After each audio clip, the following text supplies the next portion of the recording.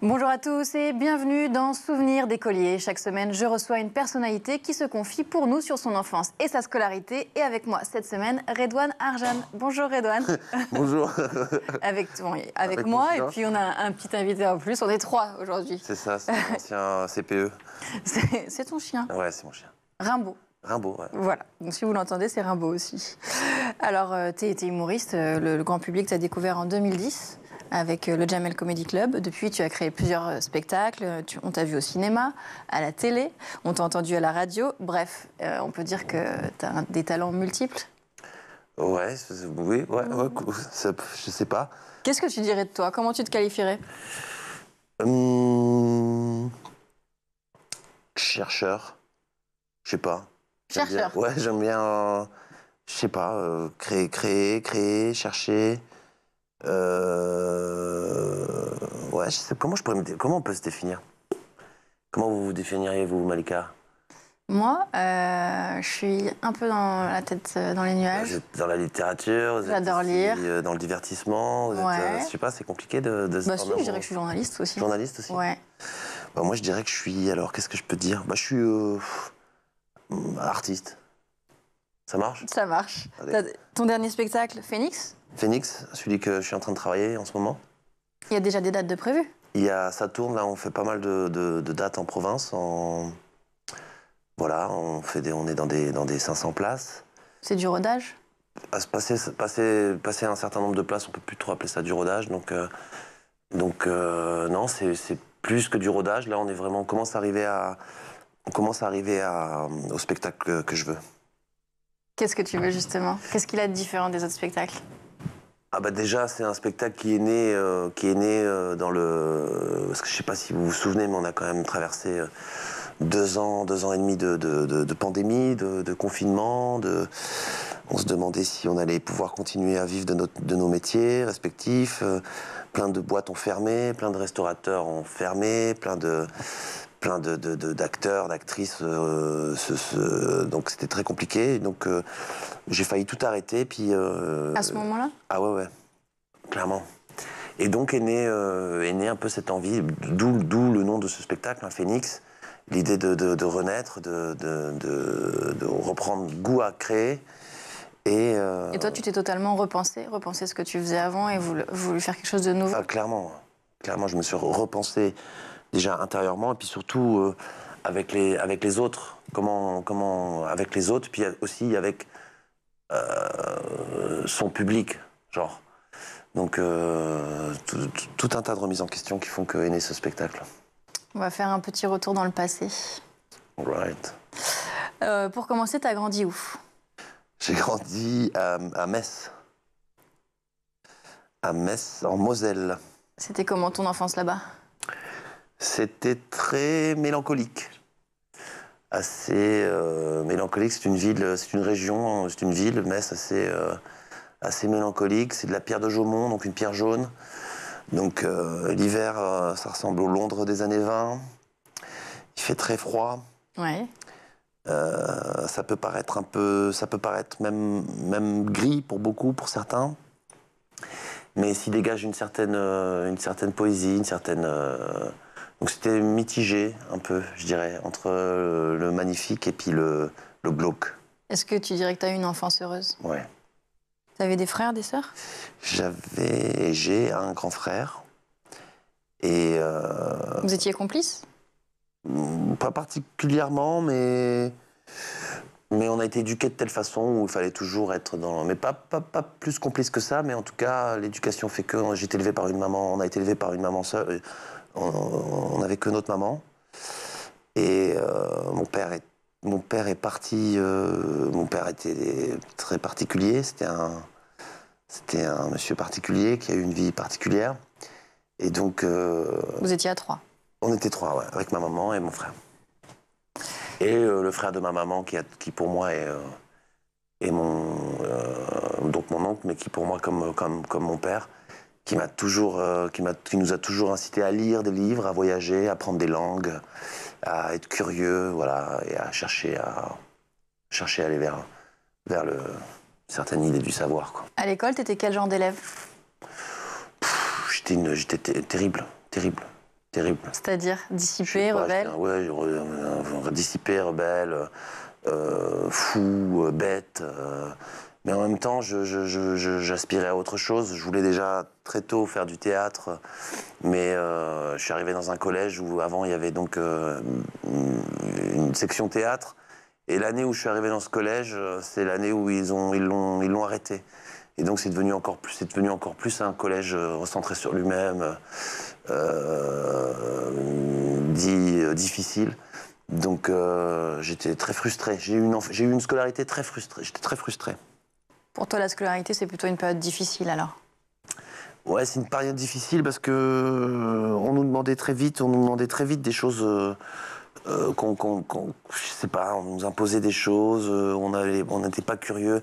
Quand on apprenait de la poésie, Metz, c'est quand même la ville de Verlaine, c'est la ville de Coltès. Quand on nous apprenait de la poésie ou quand on nous faisait étudier de la poésie, on était dans des schémas A, B, B, A, ça me rendait dingue. T'aurais voulu qu'il fasse quoi?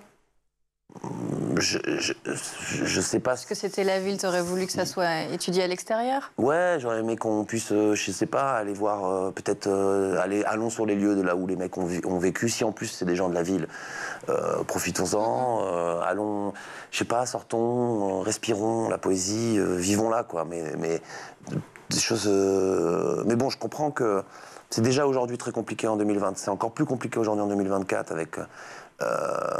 Les classes surpeuplées et tout ça. À l'époque, ça l'était peut-être un peu moins, mais je sentais déjà que c'était pas un format qui me plaisait. Si je te demande là, comme ça, spontanément, un souvenir d'écolier précis, celui que tu as gardé en mémoire à nous partager, que ce soit un moment marquant, drôle, triste. Il y en a plein. J'avais un prof d'histoire qui était incroyable, Monsieur Minichetti, que j'ai respecté énormément, qui a monté un festival de cinéma d'ailleurs, le festival du cinéma italien à Villerue, qui est un gros. Bébé, qu'est-ce qui se passe? Bah alors? Il y a quelqu'un qui se rapproche? Je sais pas, il sent un truc. Qu'est-ce qu'il sent? Qu'est-ce que tu sens, bébé? C'est mon anecdote. Je pense qu'il mec va pas trop loin dans l'anecdote. C'était quoi cette anecdote? Bah, non, il a parlé, hein, je peux pas. Une autre? Non, une autre. Oh. Non, c'était un prof très cool et puis. Un prof d'histoire alors. Prof d'histoire, il était super, il était très intéressant. Il nous disait pourquoi apprendre l'histoire pour mieux comprendre le présent. Il nous sollicitait, on avait, je sais pas, on avait 13 ans. Il nous sollicitait. Mais j'ai une anecdote. Quand quelqu'un se comportait mal dans sa classe, il le mettait au coin, quoi. Alors que, je veux dire, pour nous, on était déjà le coin, le principe du coin. Mais t'avais quel âge? 13 ans. Ouais, ça se faisait encore. Non, mais lui, ça se voyait qu'il le faisait avec une espèce de recul humoristique était très marrant. Et je pense souvent à lui. Moi, je pense souvent à ce prof. Aujourd'hui, tu es artiste. Est-ce que plus jeune, il y avait un autre métier qui te faisait rêver? J'aurais bien aimé être cuisinier ou avocat. Et à quel moment tu t'es dit ça sera pas ça sera autre chose? Ça s'est pas fait parce que mon envie d'être dans mon envie théâtrale a pris le dessus bien très tôt, très tôt. Oui, tu arrêtes l'école à 14 ans. Ouais. Et à ce moment-là, tu te diriges directement au Conservatoire national de Metz? Je fais le conservatoire, ouais. J'arrête l'école très tôt, je fais le conservatoire. Juste avant, je prenais des cours de théâtre au Trinitaire, qui est une salle à Metz, salle de spectacle. Et puis après. De jazz? Et après, je pars faire. Alors, j'arrête l'école à 14, je reprends un cursus en candidat libre dans un lycée sur les pédagogies alternatives. Et puis après, je reviens dans la région, je vais en Lorraine, à Nancy, je fais l'école de jazz de Nancy, l'école de musique de Nancy. Et puis après, je rejoins un pote que j'ai rencontré au lycée à Paname. À 20 ans à ce moment-là. Ouais, c'est ça. Et lui, il fait le cours Florent. Et moi, pour pas vraiment faire comme lui, je fais les cours Simon. Et là, ça se passe comment? Et là, ça se passe. Rosine Marga est encore vivante, la femme de René Simon. C'est une belle femme, une belle vieille dame qui prend soin de son écrin, de son école, de ses élèves, qui me prend sous son aile, qui me fait passer donc les auditions, et puis après me fait sauter une année. Ah oui. Voilà, ça, j'adore, je découvre Britannicus, je découvre Néron, je m'imagine tragédien. Comment tu arrives à l'humour alors? Eh ben, j'arrive à l'humour. Pour moi, l'humour, c'est plus solo, quoi. Comment j'arrive à passer du solo, quoi. Le théâtre, la magie du théâtre, c'est que c'est collectif. Tu peux te reposer sur tes camarades. Tu peux interpréter plusieurs personnages dans la même pièce. Et là, t'avais envie d'être seule, en fait? C'est pas tant que j'avais envie d'être seul, c'est que à un moment donné, être ensemble, ça implique des sacrifices. Je sais pas, je me voyais pas vivre vivre en troupe. Je me voyais pas vivre en troupe. Je sais pas, à cette époque-là, en tout cas, à ce stade-là de ma vie. Et puis après, au fur et à mesure où je me voyais pas vivre en troupe, je me retrouvais confronté au fait que je travaillais pas. Et donc, du coup... Il fallait travailler. Et il fallait travailler. Et donc, du coup, je me suis mis à travailler pour moi, à écrire pour moi. C'est en 2009 que tu écris le premier spectacle, c'est ça? Premier spectacle, non, ouais, les premiers sketchs, disons. 2007-2008. Et là, je fais Montreux avant le Jamel Comedy Club. Je fais le festival de Montreux. C'est Jonathan Lambert qui me découvre, qui m'invite sur son gala. Donc c'est lui, plus que Jamel Debbouze, qui aura changé ta vie, tu penses? Non, Jamel Debbouze, il a clairement changé ma vie. Non pas parce qu'il me met à la télé ou parce qu'il m'expose. Il change ma vie pour tout un tas de raisons, notamment humainement, ou en termes de dialogue, en termes d'échange, en termes de regard sur le métier, en termes de regard sur ma personne, en termes de bienveillance, de justesse. C'est quelqu'un de très juste. C'est quelqu'un de assez... Non, à bien des égards, il a changé ma vie. C'est en 2010 que tu le rencontres? Ouais, non, 2009, on se rencontre. Mais là où on commence vraiment à travailler ensemble, ouais, c'est ça, 2010. Et là, finalement, tu te retrouves encore dans une bande. Comment se passe l'intégration? Très difficilement. C'est vrai? Ouais, très difficilement, terrible. Et c'est encore une fois là-dessus, Jamel qui me repêche, qui fait en sorte que je m'y retrouve, que je retrouve ma place, que je me sente bien. Mais sinon, non, je me sens pas bien. On comprend pas. Beaucoup ne comprennent pas forcément mon univers. Même moi, je comprends pas forcément leur. Enfin, tu vois, J'ai cru que t'allais me dire même moi, je comprends pas le mien. Ouais, mais moi, c'est clair que je comprends pas le mien. C'est pour ça que je passe beaucoup de temps seul avec moi-même, parce que je peux apprendre. Je cherche à apprendre. Mais des fois, quand on s'isole trop et qu'on revient vers les autres, ça y est, on est allé trop loin, quoi. On peut plus revenir vers les autre. T'as jamais atteint ce stade-là, quand même? Si, beaucoup de fois. Et c'est pour ça que, encore une fois, quelqu'un comme Jamel est capable de faire le distinct, de faire la différence et toujours avec bienveillance te mettre dans un écrin et te dire t'as le droit d'exister comme t'es, quoi, non stress. Et puis il y a un moment où tu intègres aussi le supplément de Maïté Nabiraben. Ouais. On t'entend sur France Inter, tu joues au Canada, en Angleterre. Est-ce que tu touches encore terre à ce moment-là? Ah, je pense pas. Je pense clairement pas. C'est sympa de voler? C'est sympa de voler, mais quand tu... Alors là, pour le coup, voilà, voler, c'est bien, mais quand t'es avec des gens. Parce que quand tu voles trop tout seul, tu peux vite t'égarer. Non, j'ai pas compris cette période-là. J'ai pris une gifle, j'ai pas compris, j'ai rien compris. On vient te chercher en voiture, on vient te chercher en berline pour aller faire ton enregistrement. Tu passes par Porte de la Chapelle, tu vois que la misère. T'arrives dans ta loge pour enregistrer ton émission, il y a que des bonbons, que des gâteaux. On prend soin de toi, on veut te maquiller, on veut te mettre dans... Et je me sentais pas bien. J'avais l'impression d'être un escroc, d'être pas à ma place. T'as le sentiment de l'arnaque? Ouais. J'avais l'impression de... Ça me faisait... Je sais pas, j'étais tiraillé. Mes grands-parents, c'était des maraîchers, enfin des ouvriers. Ma maman, c'était que je n'ai plus maintenant, que en paix à son âme, était une ouvrière aussi, une artisane. Donc ça me semblait louche, tout ça, quoi. Ça me semblait louche. Et à quel moment tu te dis que c'est vraiment ta vie, alors? Mais c'est pas ta vie. C'est quand t'acceptes ce qui est pas acceptable que tu tombes dans le piège. Donc, c'est la télé qui a choisi pour moi. À ce stade-là, Ils se sont dit, bon, écoute, Red, je pense qu'on a fait le tour. Ouais, je pense qu'on a fait le tour. Mais maintenant, aujourd'hui, si je dois y retourner, j'y retournerai avec une autre approche. Et puis même la télé vis-à-vis de moi, peut-être m'approchera différemment. Quand ça s'arrête, la télé, il y a le Covid. C'est encore bien, ouais, c'est encore avant. Avant ça, je fais quand même un peu de cinéma. C'est plus, ouais, le Covid, ça a mis... Non, c'est pas tout de suite, le Covid. 2020. Ouais. C'est à peu près 2018. Ouais, 2018, putain, 2010, c'est vrai que le temps... 2017, 2018, 2019...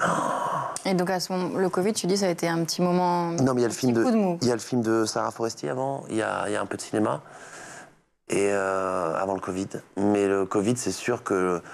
Ouais, le Covid, il peut te dire oh, mince, t'as été con, t'aurais pas dû lâcher la télé, ou ci ou ça, bien sûr. Mais en même temps, je sais pas, vaut mieux être pas content, être triste en étant sûr d'avoir fait le bon choix, que triste de se dire ah moi j'aurais dû faire ça ou j'aurais dû agir comme ça. On va s'intéresser à la dernière partie, celle qui est vraiment consacrée à l'école. Quel regard tu portes, toi, aujourd'hui, sur l'école française?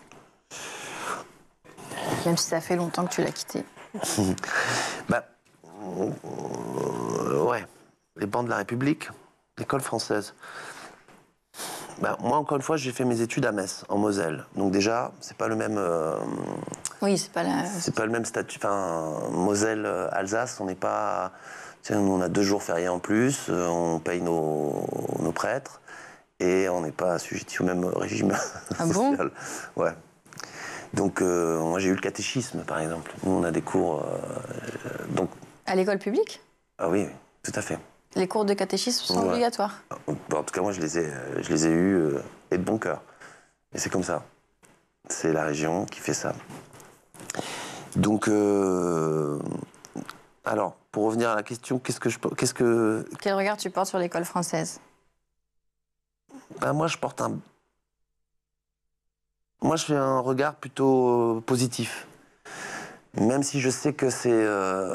pardonnez-moi l'expression, je sais que c'est la merde. Je sais que c'est chaud. Non, mais je sais que c'est chaud. Je sais que c'est de plus en plus... Il y a une violence.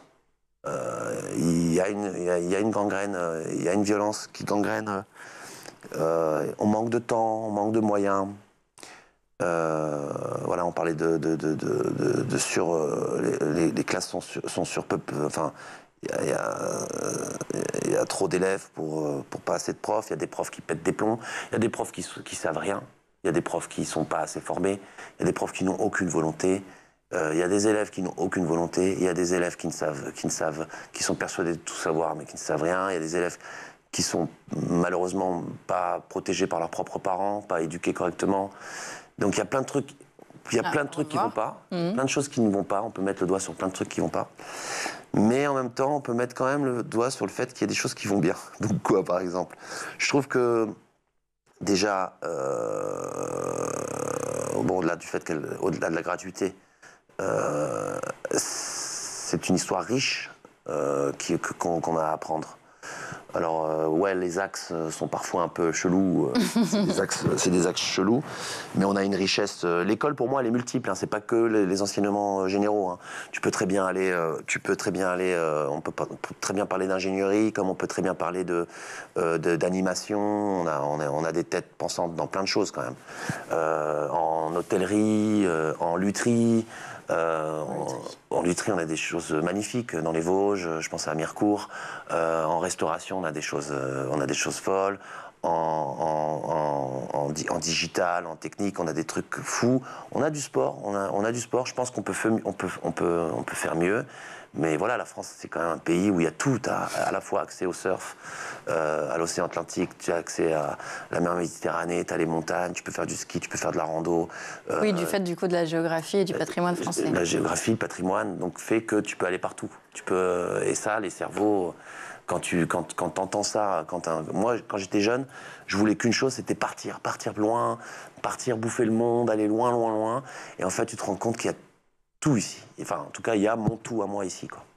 L'école de demain, tu la vois comment? L'école de demain, je la vois assez complexe. Hein. Aux États-Unis, par exemple, là, il y a une journaliste du New York Times qui a monté une ancienne journaliste du New York Times qui a monté une espèce d'université anti-wokiste, qui a financé ça avec, je sais plus qui, une espèce de milliardaire, une école à 150 millions, 200 millions de dollars, parce qu'ils se sont rendus compte aux États-Unis qu'il n'y avait que 2 types de cours. L'histoire afro-américaine et... Ouais, en gros, c'est ça. C'est un peu des anti-wokistes, donc un peu peut-être, je sais pas, réac. Donc ils disent il n'y a que soit afro-américain ou soit comment devenir transgenre. En gros, c'est ce que cette journaliste dit. Et elle dit donc, mais c'est pas normal qu'on n'étudie pas autre chose que ces deux prismes, qu'on voit que les études à travers ces prismes-là. On a une musique folk, on a une littérature américaine, on a une peinture américaine, on a, tu vois, c'est ce qu'elle préconise. C'est quelque chose de très traditionnel qu'elle veut alors. C'est l'histoire. En tout cas, elle veut parler de l'histoire. Oui, peut-être un point. Et toi, tu valides l'école de demain comme ça? Moi, je valide l'école de... Mais moi, l'école de demain, elle peut pas se faire... l'école de demain, elle peut pas se faire si on met de côté des gens d'aujourd'hui. Enfin, les gens... On peut pas dire d'un coup que ceux d'aujourd'hui sont obsolètes et passer au futur. Je veux dire, aujourd'hui, on a des personnes âgées qui savent pas... communiquer, enfin tout est digitalisé, on parle des ordinateurs, il y a des personnes âgées qui ne sont pas formées pour pouvoir appeler Ah oui, donc tu penses qu'il faut toujours garder un lien avec, entre guillemets, le passé pour pouvoir... Je pense, ouais. Que personne ne soit exclu. Exactement. Je pense que c'est ça l'école de demain. L'école de demain, elle doit être capable de pouvoir... faire le lien entre... Oui, tout à fait. La grosse technologie et ceux qui sont moins adaptés. C'est ça. Bah merci Redouane. Je vous en prie, Malika. C'est déjà la fin de l'émission. Oui, ouais. C'est arrivé. Merci d'avoir partagé avec nous tous tes souvenirs. Bah ouais, ça a été furtif, mais c'était cool. Merci beaucoup. Et on se retrouve très vite sur School TV pour un nouveau numéro de Souvenirs d'écoliers.